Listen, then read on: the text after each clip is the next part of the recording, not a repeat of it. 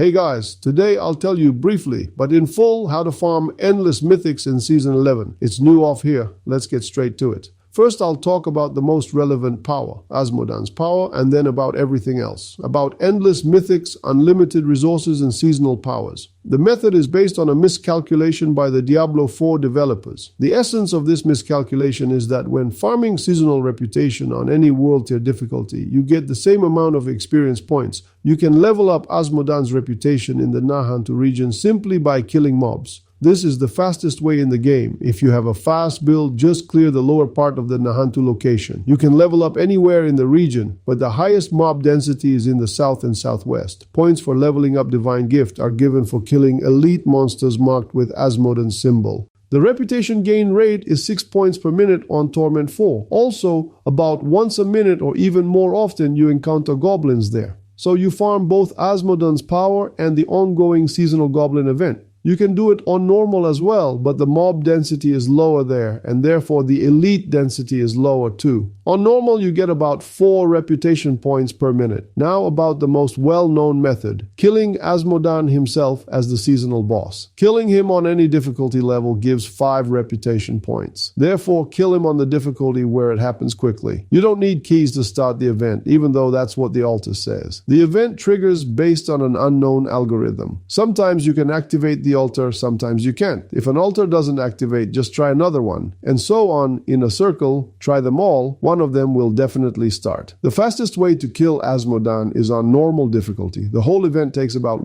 5 minutes, you get 5 reputation points regardless of the difficulty. That's 3.33 points per minute. But there's a nuance. At the boss, there are mostly AFK players, and sometimes there's no one to start the event.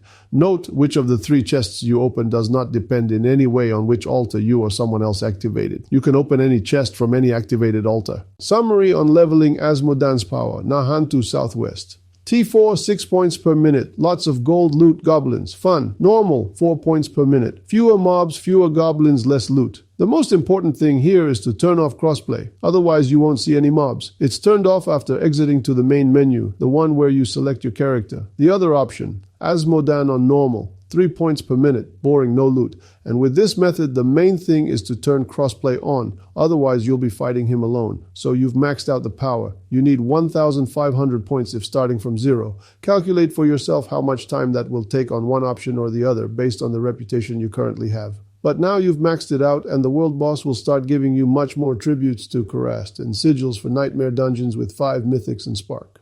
Killing Azmodan as a world boss also increases reputation instantly by 20 points. I'll note, this seasonal power does not affect crafting sigils at the occultist. You still get a goblin sigil roughly once per 50 crafted sigils. Mythic goblin sigils are still extremely rare, around 1 in 500. The maxed out powers look like this, and it would seem nothing special, but these 2 bonuses give an undocumented huge boost to the drop rate of keys for mythics. So huge that mythic items are truly endless and have no real value in the current season. It's better to farm mythics in a group, because all those tributes in Kurast and sigils for nightmare dungeons work for the entire party. I'm not exaggerating. The number of mythics is limited only by your desire to run after them. That's all for endless mythics. Next is specific information on the theme of Season 11, unlimited resources, and the other keys and powers. The other 3 seasonal powers are leveled automatically, similar to Azmodan's. To level them, you need to kill Duriel in Helltide, and Dariel in the Kurast Undercity, and Belial in the Pit. You will be doing these activities anyway, so leveling the powers is easy. They level on any world tier. You can also obtain the powers themselves from these bosses on the first and second kill. Now about the keys, also called essences, that drop for us from these bosses. Just a reminder, the stack cap for essences is 20. They won't accumulate beyond that. Sometimes you can have 22 or more.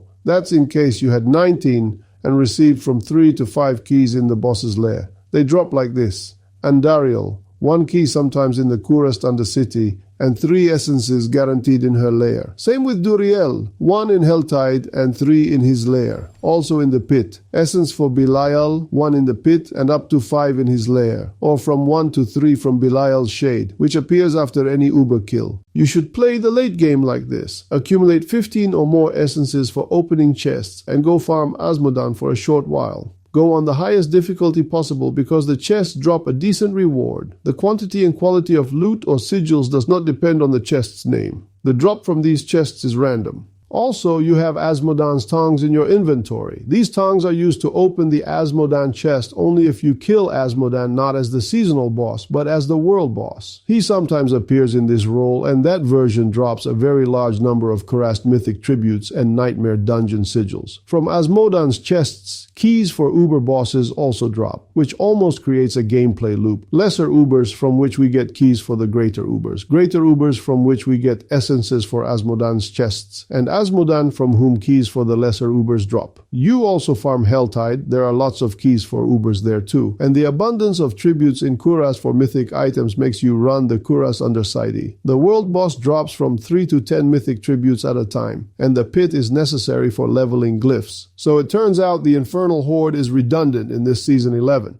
There are also unique varieties of essences for these 4 bosses. The mystery of Purified Essences in Season 11 has been solved. These Purified Essences drop in the same places as regular essences, but very rarely. Each Purified Essence corresponds to its own altar. These altars are located in 4 different locations. You need to place the essence with the corresponding name on each altar.